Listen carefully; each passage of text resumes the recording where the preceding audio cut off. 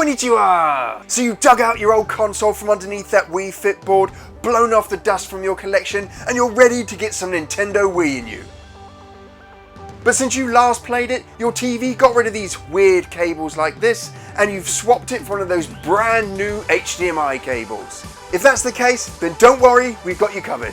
Because today we're going to be checking out how you can get your Nintendo Wii hooked up to an HDMI cable. My name's Mike, and this is the Retro Gamer Boy channel.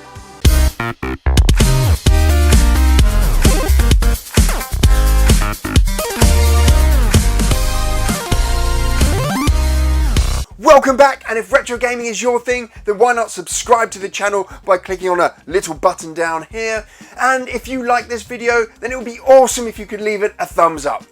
More and more people are digging out their old Wii consoles to play their back catalogue of downloaded games. Those classic games that you downloaded from the Wii store, as well as being able to play your Gamecube games. And there are some fantastic games out on the Wii itself. Now, a number of retro gamers will play a lot of their consoles through something called an OSSC or some kind of upscaler, but they cost a huge amount of money. And things have moved on since the Wii came out. The most convenient way to play any of your modern consoles is through an HDMI cable nowadays.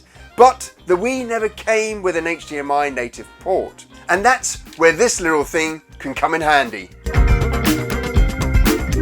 The Wii 2 HDMI adapter is a straight pass-through adapter for the Wii. It does no upscaling of your games, but does allow you to connect an HDMI cable straight into the back of your Wii. Now, as well as the HDMI port, which you'd hope it has on there, it also comes with an audio jack cable. Now that means you can, I guess, pass audio out of that, although I don't know why you want to do that, because you can get that straight from the HDMI, or you can connect your headphones to it if you really wanted to. The device itself is pretty chunky, and so if you've got your Wii pushed up against a wall, it's going to push it out by another 5-6 centimeters at least. But one of the best things about this adapter is its price.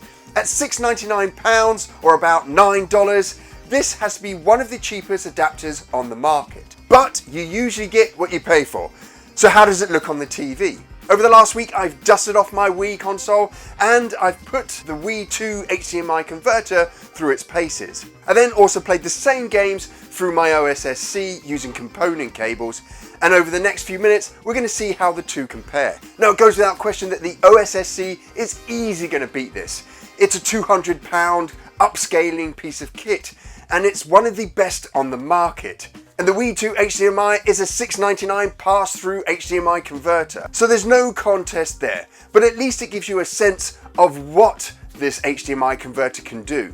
Now, my console can play Gamecube games, and so we're going to be taking a look at an original N64 game that was ported to the Gamecube. Then we're going to be taking a look at an original Gamecube game. And then lastly, we're going to be taking a look at how the Wii games actually look through this converter as well.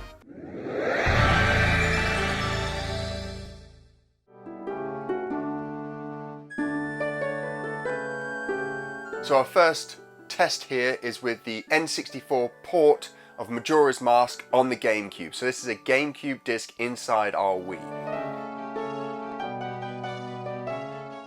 Now the first thing I'm noticing is the resolution is way higher, and that's to be expected. The OSSC is like £200, and then this adapter here is less than 10. But you can really see the difference here on the OSSC. Those textures on the floorboards are crisp and perfect, where we're getting a lot of blurriness, a lot of jagginess happening in the HDMI 2.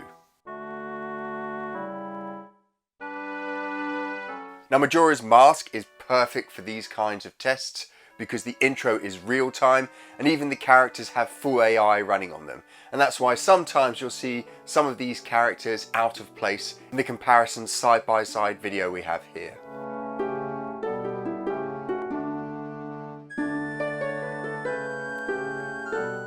The other thing I'm noticing is depth of color. Now we're getting a lot more depth in the blacks on the OSC, and I think this is probably true if you were to play this through an RGB cable on the original N64 or on the Gamecube port. The other is colors. There's a lot more red coming through, or a lot less green coming through on the Wii 2 HDMI.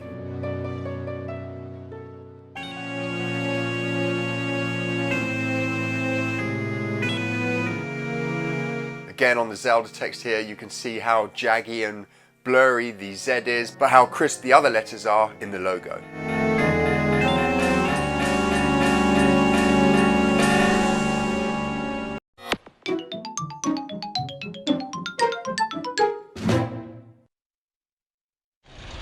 So next up we have Resident Evil 0. This is a native Gamecube disc playing through our Wii. This is Officer Chambers from STARS Bravo team. Please identify yourself. And again, we're seeing exactly the same things that we saw, and probably a little bit more accentuated here in this game here. We're seeing a lack of greens in the HDMI, or an increase of reds and blue on the left here with the Wii 2 HDMI, where we're getting a truer color out of our OSSC.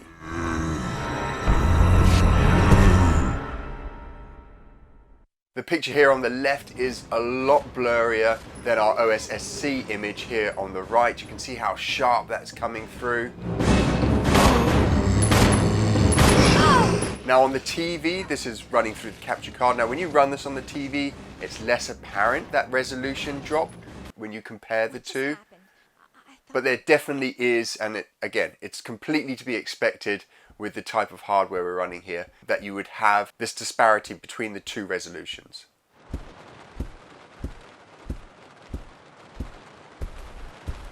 The color difference in this game is so apparent. Resident Evil is a very dark and dingy game, and here we're seeing the blacks blown with the Wii 2 HDMI, and we're seeing so much red and blue coming through when there's definitely a lot more green in the original image.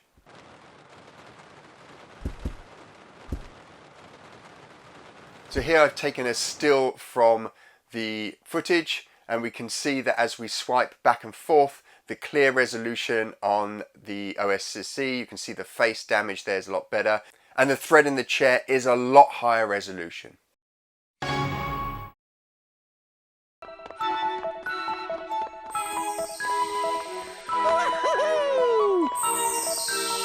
Lastly, we're going to be trying out a Wii game. This is a native Wii game, Mario Galaxy. So this is what most people will be using this dongle for, to play their Wii collection.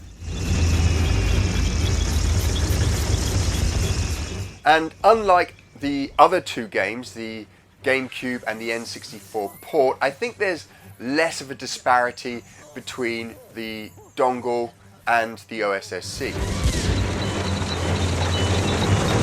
Now you're always going to get that resolution change. Again, the dongle isn't an upscaler. The upscaling will happen in your TV. The OSSC though is an upscaler. So what you're seeing here is the OSSC processing this image and giving us a higher resolution image.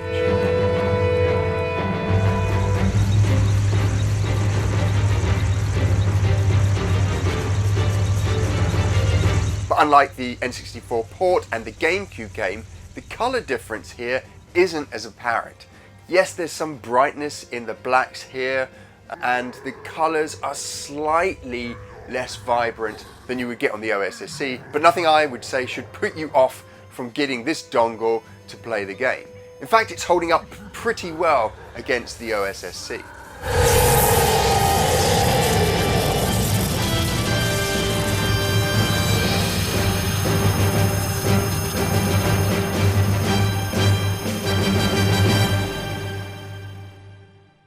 So overall, I'd say that the converter isn't bad, and it's definitely a lot better when you're looking natively on the TV screen. When you're putting it through the capture card, I think it accentuates some of the imperfections that you will find going through a normal HDMI converter.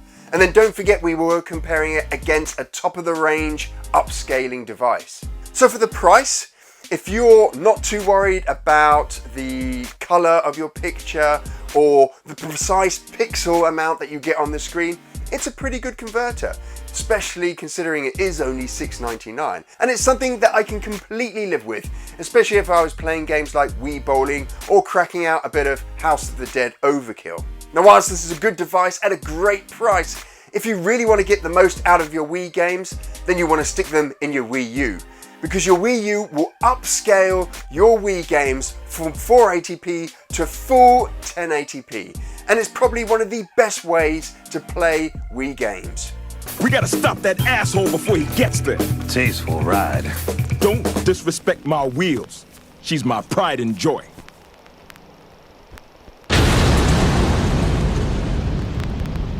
If you've enjoyed what you've seen, then remember you can get more by subscribing to the channel and clicking on my little pixel head below. And if you never want to miss a retro gaming upload, then you can click on the little bell somewhere down here. I'll see you all next week for another retro gaming video. And if you can't wait that long, you can click on one of the two videos over here.